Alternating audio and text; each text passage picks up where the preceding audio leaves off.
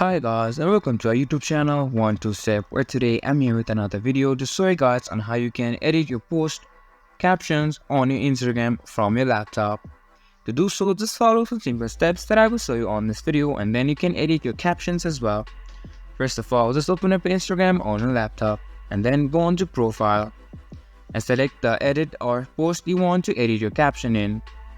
After that, click on the three dots which is on the top right corner of your screen, and here click on edit. After that, you can see you can write any captions or edit your captions as you like. Here you can write anything on your post. And now after you have done your edit on caption, you can just click on done. And after that, your caption will be edited on your Instagram from your laptop. And that's how you can edit your caption from your PC on Instagram. This much for this video, and I hope you guys find the video helpful.